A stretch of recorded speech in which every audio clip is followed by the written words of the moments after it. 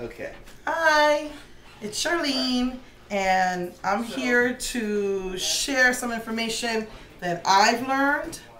I've been wearing makeup since I was 5 years old. I used to play around with my grandmother's makeup in the bathroom, and when I was a teenager, no, when I was a little girl, blues were in. So the only color I wore was blue because that's what my mom wore. And then when I became a teenager, browns were in. And so I used to wear browns. And people used to tell me, you look terrible. So when I got a little older, I just went to the library and rented every beauty book and cosmetics book that I could find. And this basically changed my life. Why am I here wearing two different colors of makeup, you might ask?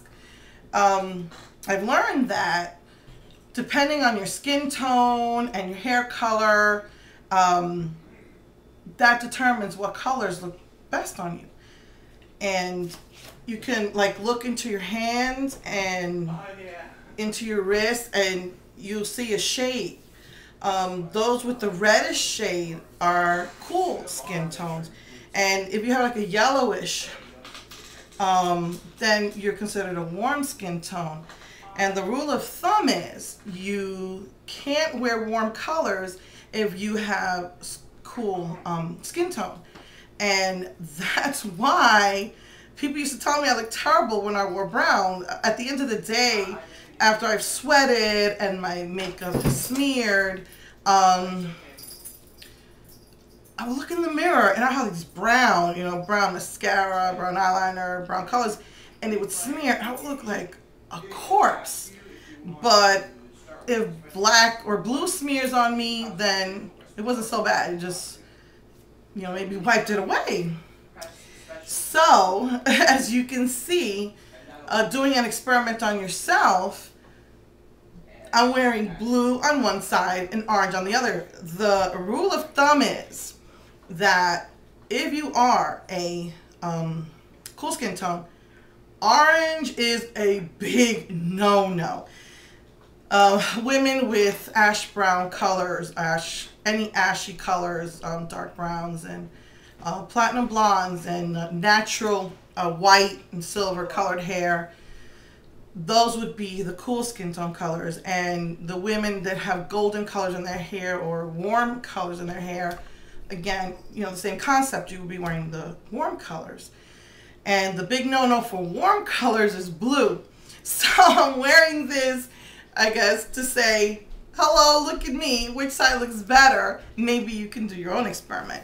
But this book, Color Me Beautiful, hope you can see that there, because no one's helping me with the camera, by Carol Jackson. And she shows you in the book so many examples of the different seasons, is what she calls it. A fall, obviously, will look beautiful in those rusty, orangey, goldy, browny colors. And autumn.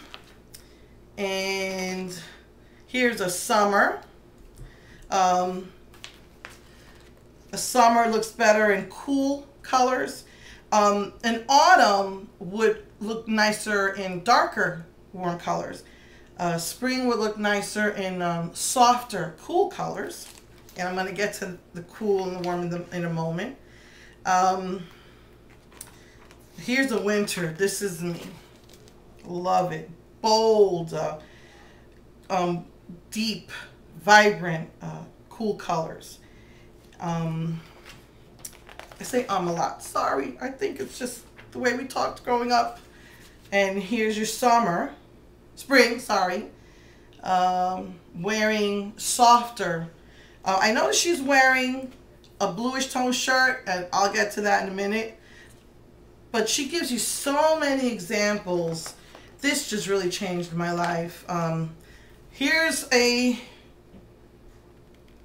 doesn't quite say winter or summer, but here's a picture of a woman, if you can see. And they did two colors on her. These are experiments that you can do. And you could see the difference in how she looks.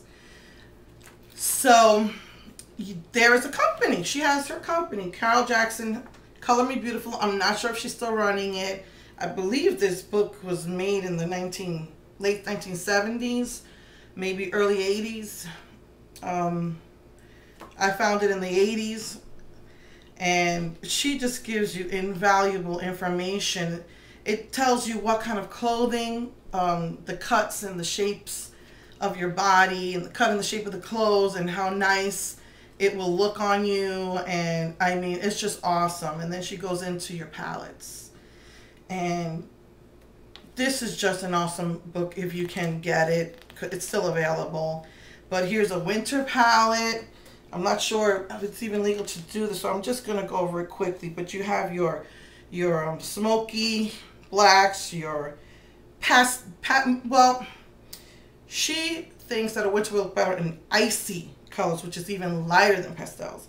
But you've got your true greens and your true reds and your blue reds and your blues.